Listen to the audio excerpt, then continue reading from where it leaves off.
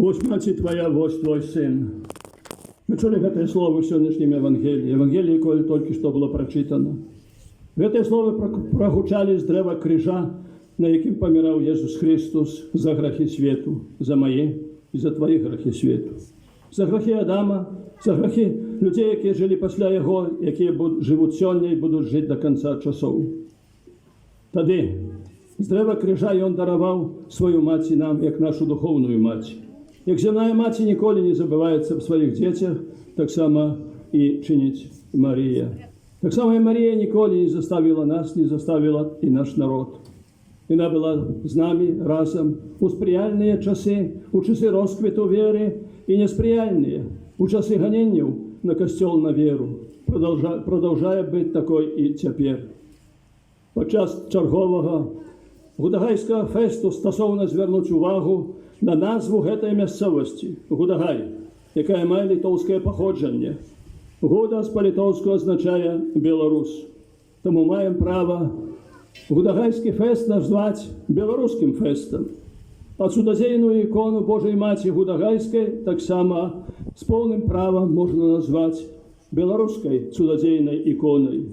А калі беларускай, то Марія, як наша маці, як наша каралева, не заставляе нас адных у складаных умовах і справах нашага жыцця і касцёла і грамадства.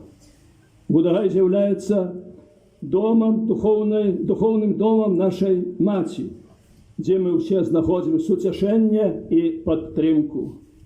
Падтрымку не кагосьці, проста так чалавека, хаця таксама гэта вельмі важна, але падтрымку Багародзіцы. Яна спатыкае нас на парозе свайго дома, раскрывае свае матуленыя рукі і абдымае кожнага з нас. У яе мы просім аб духоўным аздараўленні, суцяшэнні і надзеі. Як калісьці яна ішла за Езусам па Галілеі, па дарогах, гэтых пэльных дарогах Галілеі, таксама і ідзе сёння разам з намі. Яна суправаджае нас дарогамі нашага жыцця. Усё менш застаецца сведкаў ганенняў на касцёл, на веру. Калі доўгія дзесяцігоддзі касцёл у Беларусі заставаўся без нармальных, быў пазбаўлены нармальных умоў для свайго жыцця, для дзеяння, для развіцця. Не было біскупа, не было семінарыі. З кожным годам памяншалася колькасць святароў. Моцна абмежаванае ў сваёй дзейнасці кансакраванае жыццё было ў падполлі. Была забаронена катэхізацыя, не выдавалася рэлігійная літаратура, не было каталіцкіх сродкаў масавай камунікацыі. Ніхто не асмельваўся нават і казаць пра арганізацыю дабрачыннасці. І гэтак далей. Тады выдавалася, што са смерцю апошняга святара настане канец касцёла. Выдавалася чалавеку, але не Богу. Бог меў свае планы. Наш народ, нягледзячы на ганенні, на народнай пабожнасці, людовай пабожнасці, захаваў веру і пераказаў гэтую веру маладым пакаленням. Людзі не пераставалі жыць надзеяй, што фацімскае пасланне аб навяртанні нашых зямель ажыццявіцца, і яны не абмануліся ў сваіх спадзяваннях. Праз заступніцтва Божай Маці Бог быў заўсёды з намі.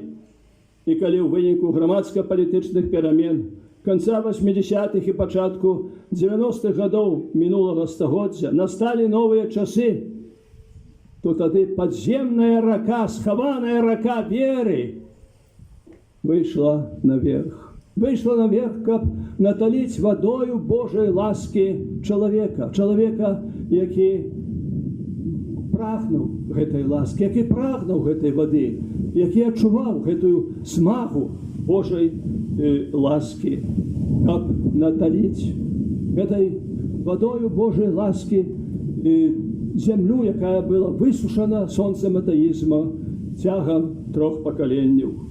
У гэтым працэсе асаблівая роль належыць да гудагайскага санктуарія, гудагайскай святыні, дзе ўжо 260 гадоў служаць айцы-кармеліты, якія асаблівым чынам прапагуюць набажэнства святога шкапляра. Як вядома, шкапляр складаецца з 2 частак палатна. Адна наперадзе на грудзях, другая на плячах. Гэта вельмі сімвалічна. Гэта сімвал таго, што прашкапляр Марія абараняе нас ад ворагаў, ворагаў бачных і ворагаў небачных. У часы ганенняў на веру ў гэтай святыні збіраліся нешматлікія святары разам з вернікамі, каб прасіць ад ласцы духоўнага адраджэння, для чаго былі патрэбныя адмысловыя касцёльныя структуры са сваёй іерархіяй. Мне давялося прапаведаваць першы раз у гэтай святыні, у гэтым касцёле, бо ўрачыстасць Божай Маці Шкаплернай у 1988 годзе. Добра памятаю, калі тады, адказваючы на чаканні і надзеі святароў і вернікаў, я сказаў: «Марія, будзь хвалой нашага народа праз адраджэнне касцёла». І Божы провід справіў так, што праз год, 25 ліпеня 1989 года, у гэтай святыні мне давялося стаць удзельнікам цуду пачатку адраджэння касцёла у нашай бацькаўшчыне. У той гістарычны для касцёла на Беларусі, як потым аказалася, для касцёла таксама у Расіі, святы Ян Павел II прызначыў мяне першым пасля Другой сусветнай вайны біскупам. Цяжка было паверыць, што гэта не фейк, як сёння мы кажам, але рэчаіснасць. Чаму гэта навіна адбылася у Гудагаі? Чаму менавіта ў Гудагаі было абвешчана, не дзесьці там у іншым месцы, хаця я быў пробашчым фарнага касцёла сённяшняй катедры у Гродні, ці пробашчым таксама францішканскага касцёла. Справа ў тым, што ў той дзень святой памяці ксёндз прэлат Алёзі Тамковіч, які быў пробашчым у Астраўцы, у парафіі Космы і Дам'яна, адзначаў залаты юбілей свайго святарства. І пасля святой імшы на абед прыехалі святары сюды, у Гудагай. І ў Гудагаі нас застала навіна аб маім прызначэнні біскупам. Тады генеральны вікарый касцёла на Гродзеншчыне, святой памяці ксёндз прэлат Міхал Аранович, пробашч парафіі адшукання Святого Крыжа ў Гродні, зрабіў наступную аб'яву. Ад алтара у падножжа Божай Маці ён сказаў наступныя словы: «Калі выбіраюць новага папу, то з балкона базілікі Святого Петра ў Рыме адзін з кардыналаў кажа: «Анунція вобіс гаудіум магнум, габемус папам. Абвяшчаю вам радасную навіну, маем папу». Сёння, продолжал прэлат, з радасцю хочу сказаць вам: габемус епіскопу, маем біскупа. Гэтыя словы у Гудагайскай святыні тады прагучалі, як гром з яснага неба. На тварах святароў з'явіліся слёзы радасці. Яны падыходзілі да мяне, віншавалі і жадалі поспеху у новым заданні, якое мне вызначыў Божы провід. Сапраўды, гэта ў большасці сваёй былі ўжо святары пасля 60, пасля 70 гадоў жыцця. Яны марылі, калі нарэшце ў нас будзе свая іерархія, калі ў нас будзе семінарія, калі ў нас будзе свабода веравызнання. Яны марылі, калі будзе біскуп. І казалі: ці ж так адбудзецца, што мы памрэм, не бачачы свайго біскупа? І тут з'яўляецца біскуп. Ксёндз Юзаф Занеўскі, які прысутнічае тут, быў сведкам гэтай падзеі. І калі мы рыхтаваліся да святой імшы падзякі за прызначэнне новага біскупа, ксёндз Юзаф тады падышоў да мяне і кажа: «Эксцэлэнцыя, бярыце мой арнат прыгажэйшы». Ксёндз Юзаф, дзякую табе. Вядома, што імшу можна было адправіць і ў іншым арнаце, але ты, быў, можна так сказаць, моёй правай рукой. І тут, у Беларусі, і там, асабліва ў Маскве, калі трэба было вяртаць катедру, калі трэба было адраджаць структуры каталіцкага касцёла. Няхай добры Бог табе благасловіць. Шчырая дзякуй табе. 35 гадоў таму у Гудагайскай святыні адбылася падзея, першая такога роду гістарычная падзея, якая распачала працэс адраджэння і развіцця касцёла ў Беларусі і таксама ў Расіі, дзе 16 гадоў выконваў біскупскую паслугу. Біскупская кансакрацыя мела месца 20 кастрычніка 1989 года ў базыліцы святого Петра ў Ріме. Тады папа Ян Павел II у гаміліі падкрэсліў, што касцёл з надзеяю глядзіць на беларускую зямлю, куды пасля 60 гадоў вяртаецца біскуп, каб служыць яе людзям. Гэта знак тых перамен, якія адбываюцца і будуць служыць дабру вернікам. Пасля гэтага ён на беларускай мове выказаў вялікую радасць прызначэння біскупа для каталікоў Беларусі, якому пажадаў поспехаў у пастырскай працы і запэўніў, што моліцца аб Божым благослаўленні яму і давераных яго апецы вернікам. Пасля кансакрацыі Ян Павел II падышоў да мяне, як сёння памятаю, моцна ўзяў так за рукі і сказаў: «Тадеуш, не бойся, я молюся за цябе. Вялікі святы Ян Павел II, дзякую табе за гэтыя словы. Яны былі тады для мяне падтрымкай. Былі падтрымкай, калі трэба было распачынаць працу тут і ў Расіі, калі трэба было быць, можа, такім бульдозерам, які расчышчаў дарогу пасля 70 гадоў атэізацыі, які стаяў у вытокаў адраджэння каталіцкага касцёла і ў Беларусі, і ў Расіі. Дзякуй табе. Твои гэтыя словы і твоё благословлення сопровождаюць мяне і сёння». У біскупскім пасвячэнні прыняў удзел таксама і сённяшні гродзенскі ардынарый, ксёндз біскуп Александр Кашкевіч, які тады быў пробашчам парафіі Святого Духа ў Вільні.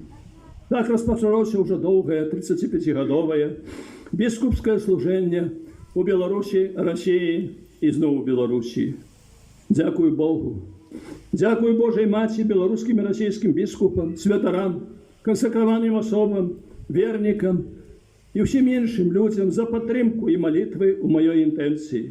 Перапрашаю за неўдольнасці ў служэнні. Усе мы з'яўляемся людзьмі і можам памыляцца, хаця заўсёды імкнуўся да дабра касцёла і грамадства. Прашу аб малітоўнай падтрымцы для далейшага служэння. А гэтая падтрымка патрэбная. Вядома, напэўна, хтосьці, можа, памятае, што вось гэты біскуп Кадрусевіч, то ён там на ровары ганяў там па веладарожках Мінска, то футбол гуляў і гэтак далей. Памятаю, у леце некалькі гадоў таму мы зарганізавалі чэмпіянат Европы па футболу для святароў. Ну і потым одна бабка прыходзіць да ксяндза прэлата Лісоўскага Вінцэнтага і кажа: «Ксёндз, я была там у спорткомплексе у Лідзі, футбол гулялі і бачила, як арцыбіскуп бегае ў трусіках». Бегае ў трусіках, ну, але це було так. Ну, сьогодні трошки інакше, сьогодні вже, ведаєте, і різні проблеми, і хвороби серцем, і хвороби інші, раки, і так далі. Я дякую за ваші молитви, мою інтенцію, підтримку молитовною, і вона потрібна для мене. Недавно прочитав таку сентенцію, що на старости человек, тем больше старейший человек становится, тем больше он себе отчувает, подобно до того, как отчувает себе пассажир у самолете подчас турбуленции. Трясе, а он что может сделать? Ничего. Закрытый, у закрытой просторы, у самолете знаходится, сподеться только на Бога. Слово біскуп походить от грецкого слова епископос. Это то, який назирає за парадком у даверанай яго пастырскай апецы дыяцэзіі, глядзіць наперад і мае канкрэтную візію яе развіцця. Заданне біскупа ў сучасным секулярным свеце вельмі складанае і адказнае. Ён, як наступнік апосталаў, пасланы будаваць Божае валадарства на зямлі і весці людзей у радасць вечнага шчасця ў небе. На вялікі жаль, сучаснае паняцце валадарства асацыюецца з матэрыяльным багаццем, амаральнымі прыемнасцямі, імкненнем быць зоркамі канцэртных пляцовак, поп-музыкі і гэтак далей. Такому валадарству Бог не патрэбны, бо яно без маральных каштоўнасцяў, без этыкі, без праўды і поўнае пустых ідалаў. Падмуркам гэтага секулярызаванага каралеўства з'яўляецца хлусня, маніпуляцыя інфармацыяй, антыхрысціянская ідэалогія, якія супрацьстаяць нязменнаму Божаму закону. Яны разбураюць Богам установлены інстытут сям'і як адзіны і непорушний союз мужчини і жінки з метою народження і виховання потомства. Пропагують свободні і однополі суженські союзи. Божий дар життя становиться товаром, яким можна маніпулювати, використовуючи досягнення науки, особливо генетики. Не поважають чоловічої годності, свободи, культурної і релігійної різностайності, правов чоловіка, у тим ліку права визнавати свою віру і тому подобне. Пропагують ідею гендеризму, яка поводле папи Францишка з'являється ідеологічною колонізацією. Сучасна релятивістська максима «ти маєш свою правду, а я свою» веде до зміни незмінного Божого закону на користь чоловіка, у тим ліку до непризнання видовочної біологічної речаїсності, що Бог створив чоловіка як мужчину і жінку, а не некое. Що ж це таке, що не зрозуміло, чи це мужчина, чи жінка? Тривогу викликає узростаюча тенденція декларативного ставлення до релігії, об чим добре свідчить наступний анекдот. Один чоловік питається другого: ти віруючий чи атеїст? Так, я хрещений, я віруючий, але не практикуючий. Але у той сам час я практикуючий атеїст. Як може бути? Він хрещений. Він називає себе віруючим, але не практикуючим, але в той сам час є практикуючим атеїстом. Віра не має сенсу без сакраментального життя. Коли ніхто називає себе віруючим, але не практикуючим, то не розуміє, що таке віра. Нема справжньої віри без уділу у Евхаристії і інших сакраментах і набоженствах. Так само немає сенсу твердження віру у Бога, але не віру у Костюл. Як можна бути віруючим без віри у Костюл, який був заснований Ісусом Христом, у яким Він живе? Це просто нонсенс. У опошні часи на Заході з'явилася нова релігія толерантності, яка називається вакізм. Може, не чули про це, але вона вже є. І вона приходить до нас так само. Її назва походить від ангельського слова «вовк» – пробудження. Вона пропагує вимушену ідеями морального релятивізму толерантність, коли кожен чоловік претендує на свою правду і достосовується до духу світу. Далеко ходити не треба. Сьогодні в некоторих країнах традиційного християнства у ім'я ідеологічних інтересів у публічному місці забороняється криш і вчення Христа. Розбираються вияви Ісуса, Божої Матері і святих. Бо це, мовляв, може уразити невіруючих або людей нехристиянського віровизнання. А це наша християнська тоєсність. Слово Ісуса Христа, що кожного, хто визнає Його перед людьми, Він признає так само перед своїм небесним Отцом. А хто отракається, Він отречеться і від того. Це слово актуальне так само і у наш час. Эта новая светская религия потребує відмовитися від власного світопогляду і прийняти політкоректну толерантність як норму життя. Вакізм, який з'являється новою серйозною погрозою християнству. Бо тут досподоби вспомнити такі добре виказування датського теолога, Сьорена Кіркегарда, який 1,5 года тому сказав, що той, хто ожениться з духом часу, вельми хутко застанеться удовцом.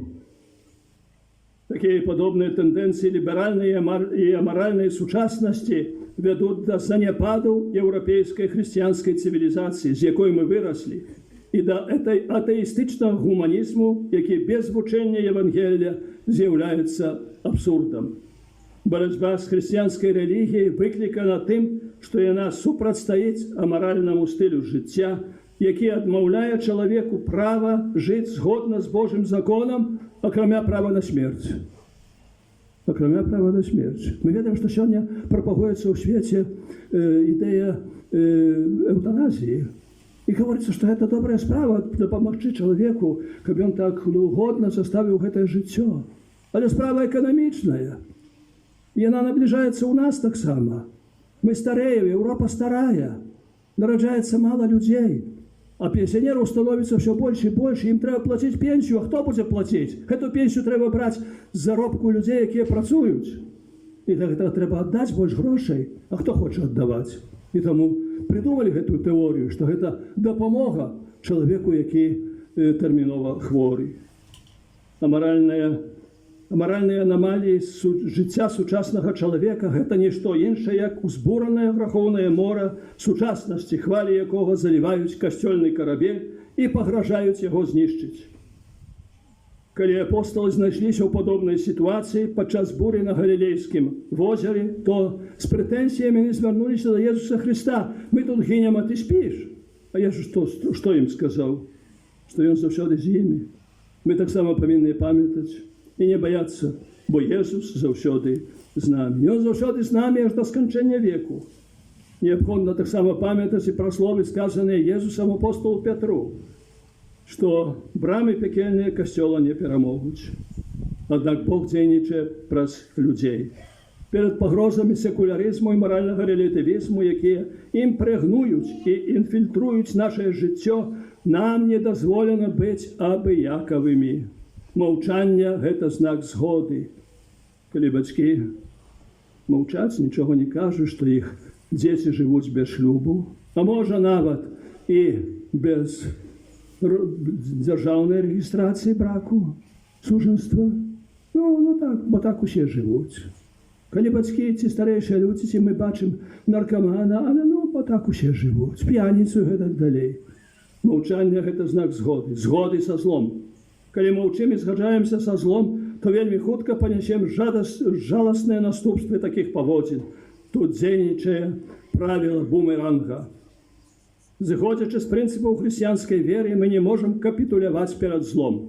Нам не дозволено стратити нашої християнської ДНК. Бог хоче бачити нас відкритими на Його вчення. Хоче бачити відважними, щоб Його розповсюджувати. Хоче бачити сумленними, щоб жити поводле Його. Через наше християнське свідчення ми повинні нести Євангелія у сучасний світ. Бо таке свідчення з'являється люстерком, у яким кожен інший може убачити себе. Кожна проблема змушає нас шукати способів її вирішення. Тому аморальні патології сучасності не з'являються приговором смерті християнства, але закликають до його очищення і поглиблення. І не представляють нам нові умови життя і діяльності Костьола, змушають до пошуку нового напрямку діяльності і закликають виплисти на глибину, щоб улов був багатим. У епосі дехристианізації ми не можемо зменшати оборотів нашого евангелізаційного мотора. Однойче в Центрі сусвітнього кінематографа у Голлівуді відбувся творчий вечір. Там виступав вельми славутий голлівудський актер, кіноактер. Присутний ksiądz попросив і декламував різні вірші. Присутний ksiądz на цьому вечорі попросив його, щоб він продекламував псальм. «Пан, мой пастир, ні в чим не буду міць нестачі». Артист погодився при умові, що потім ksiądz так само продекламує цей самий псальм. Після виступлення артистів всі були задоволені, окляски, радость така велика і все. Надійшла черга святара. Святар устав. Спокійно продекламував псальм. Не було ніяких аплодисментів. Зала замовкла в тишині розважаннів. Але потім на тварах людей з'явилися сльози. Тоді артист сказав: «Тепер сталося невероятне. Я ведаю псальм, а святар ведає пастира».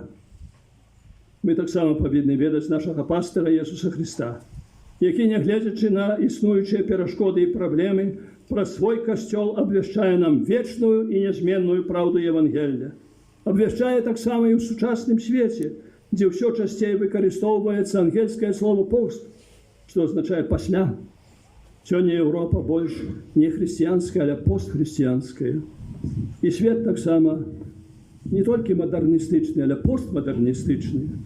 У таких умовах з'явився так само і феномен постправди, коли чоловічу думку формують емоції і особисте переконання, а не об'єктивна, тим більше об'явлена Богом правда. Гэта знак таго, што распачалася эпоха постпраўды, аб чым найлепей сведчаць сучасныя медыа, у якіх кожны дзень з'яўляецца свая праўда, якая на другі дзень змяняецца. Мы часта кажам, чытаў у інтэрнэце, гэта так ёсць, а заўтра ўжо зусім інакш. То, што сёння было праўдай, заўтра становіцца няпраўдай. Мы павінны супрацьпаставіцца такім тэндэнцыям і змагацца за праўду, бо ў свеце постпраўды прапагуецца ідэалогія абсалютнай свабоды без адказнасці. Неабходна памятаць аб тым, што сапраўдная свабода – гэта падпарадкаванне Божаму закону ў праўдзе. Толькі праўда чыніць чалавека свабодным, а жыццё цнатлівым, што вядзе да шчасця і супакою ў грамадстве і свеце. Мы створаны па вобразу і падабенству Божаму, што забавязвае нас любіць свайго творцу і любіць іншых людзей, быць адказнымі за наш асабісты лёс і лёс нашага народа, жыць свабодай паводле Божага закону і ягонай праўдай, і такім чынам падымацца з грахоўнага балота і ісці наперад у сваім духоўным дасканаленні з мэтай змяняць воблік зямлі. Нам не дазволена забывацца аб тым, што моцная хрысціянская ідэнтычнасць і традыцыі – гэта той падмурак, на якім грунтуецца наша цывілізацыя. Найкарацейшым шляхам да Езуса, як нашага пастыра, з'яўляецца Марія. Гудагайская ікона прадстаўляе немаўлятка Езуса, якое прыпала сваёй шчакой да шчакі маці. Абраз перадае поўныя пяшчоты зносіны маці і дзіцяці. Марія прадбачыць цярпенне яе сына на яго зямным шляху і таму яго суцяшае. Гэта вельмі сімвалічна. Таму мы звяртаемся да цябе, Марія. Наша духоўная маці, у гэты складаны час нашай гісторыі міласціва паглядзі на нас, не адпускай ад сябе, апекуйся намі і дапамагай, каб мы заўсёды згаджаліся з Божай воляй і жылі дзейснай і актуальнай праўдай Евангелля, з мэтай стаць, як ты, благаслаўлёнымі сярод народаў свету. Дапамажы касцёлу ў Беларусі і мне, якого 35 гадоў таму. Тут твой сын у гэтай гудагайскай святыні паклікаў да біскупскага служэння, каб, дабіраючы табе і Jesúsu Христу, мы ні ў чым не мелі нестачы. Няхай, дзякуючы твайму заступніцтву, Божая ласка і моц Святого Духа суправаджаюць нас на нашым жыццёвым шляху. А ты, Панна Марія, найлітасцівейшая Маці Божая беларуская, у сваім цудадзейным гудагайскім абразе будь нам палярнай зоркай у цемры грахоўнай начы. Заступайся за нас і абараняй шчытом твайго святога шкапляра. Амен.